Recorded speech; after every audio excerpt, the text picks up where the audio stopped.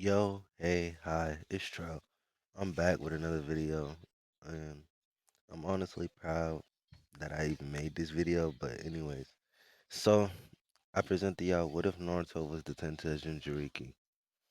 Um, yeah, we almost had 10 subscribers. We moving. I appreciate y'all support. Thank y'all, and yeah, enjoy. よけ、パンダだって泣くんだ。誰が何と言おうと、猿どもは嫌いだ。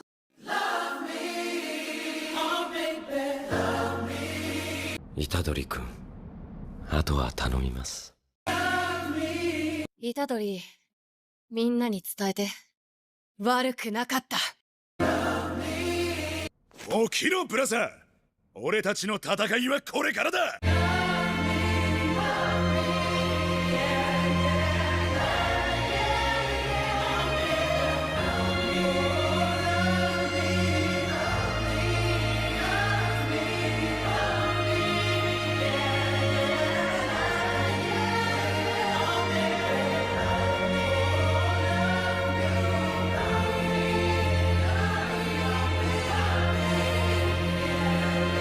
The sky over Konoha did not weep, it bled. Crimson lightning tore through the upper atmosphere, casting long, jagged shadows across the Hokage monument. Atop the stone head of the fourth, 12-year-old Naruto Uzumaki sat with his legs dangling over the precipice. He did not wear his orange jumpsuit. Instead, an ivory-white robe clung to his frame, shifting lightly in the unnatural gale. From his spine grew 6 distinct projections of bone, resembling broken ribs that curved upward like a skeletal throne. Floating in a perfect, slow orbit behind his shoulders were 9 truth-seeking balls. Spheres of absolute blackness absorbed the dying sunlight.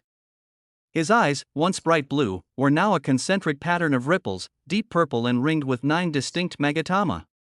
He was not the container of a mere fox. He was the vessel of the primordial origin. Below him, the village was completely silent. The standard bustle of ninja life had vanished, replaced by an oppressive aura of dread that made breathing feel like swallowing glass.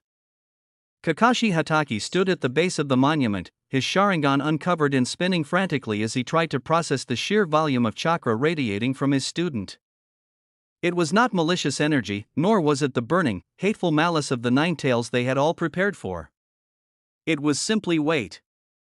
It felt as though the ocean itself had been compressed into the body of a child, pressing down on the tectonic plates beneath the land of fire. Sasuke Uchiha stood a few paces behind his mentor, his hands trembling against his kunai pouch. His pride demanded action, but his instincts screamed that moving forward meant instant annihilation. Naruto looked down, his gaze piercing through the distance. When he spoke, his voice did not echo. It resonated directly inside the skulls of everyone within a 5-mile radius. "They are coming," he murmured. The words carried no fear, only a profound, ancient weariness.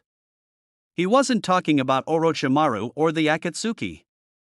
He was looking past them, toward the cosmic void. The 10 tails within him did not possess a mind of malice, it was a localized singularity of nature itself, and its memories belonged to the stars. The boy had spent his childhood not fighting a demon for dominance, but drowning in the collective history of a planet's life force. He knew every war, every death, and every drop of blood spilled since the dawn of chakra. Suddenly, space fractured. A tear in reality opened above the training grounds, and 3 figures stepped through the rift. They wore flowing white garments, their skin pale as chalk, horns protruding from their brows.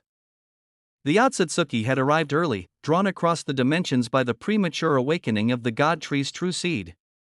Momoshiki hovered in the air, a cruel, condescending smile twisting his features. To think the fruit of this world consolidated itself into a primitive mortal, he mocked, his voice cutting through the wind. A minor setback. We will simply harvest you directly. Next to him, Kenshiki materialized a massive red energy axe, the air fracturing around the weapon's edge. They expected a desperate struggle from an inferior species. Naruto did not flinch. He simply stood up.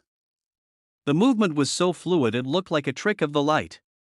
In an instant, he was no longer atop the monument, he hovered directly in front of the invaders. Kakashi cried out a warning, but the sound was swallowed by the sudden displacement of air. Naruto raised a single hand. A single truth-seeking ball flattened into a black shield, effortlessly absorbing a massive blast of kinetic energy from Kinshiki's descending axe. The impact created a shockwave that flattened the surrounding forests for miles, yet Naruto's feet did not move an inch. "This world is no longer your orchard," Naruto said softly. His voice held the absolute authority of a god commanding his creation. With a flick of his wrist, the black shield reshaped into a spiral lance. It shot forward with speed that bypassed the concept of time. Kinshiki barely had time to raise his arms before the lance pierced through his core, expanding instantly into a miniature black hole that crushed his mass into nothingness. Mamoshiki's sneer vanished, replaced by pure terror. He reached out with his Rinnegan palms, attempting to absorb Naruto's chakra, but there was nothing to absorb. Naruto wasn't using a technique, he was manipulating the fabric of reality itself. The Ten-Tails Jinchuriki raised his hand toward the sky, and the crimson lightning coalesced into a single, massive eye in the heavens. "Return to the dirt," Naruto whispered, and the cosmos obeyed. The sky collapsed. A pillar of pure, conceptual gravity slammed down onto Mamoshiki, pinning him to the earth with the weight of a dying star. The Otsutsuki screamed as his celestial armor shattered, his body cracking like cheap porcelain under the pressure. Sasuke watched from afar, his eyes wide, realizing the true gap between human effort and absolute divinity. Naruto did not look back at his village. He knew they feared him now more than they ever had when they thought he was a monster. But he also knew his purpose. He was the guardian of the threshold, the barrier between humanity and the endless hunger of the stars. With a final wave of his hand, the rift sealed, leaving the world in a quiet, golden twilight. The young deity closed his eyes, listening to the heartbeat of the earth beneath him. He could hear the roots of the trees drinking water, the frantic breathing of the citizens, and the distant, terrified whispers of the 5 Kage across the continent. They would form alliances out of fear, they would draft treaties to handle him, and they would spend lifetimes trying to understand his power. Naruto smiled a faint, sad smile. He would sit upon his high peak, a lonely god wrapped in white silk, watching over the fragile world, ensuring that its light survived the infinite dark.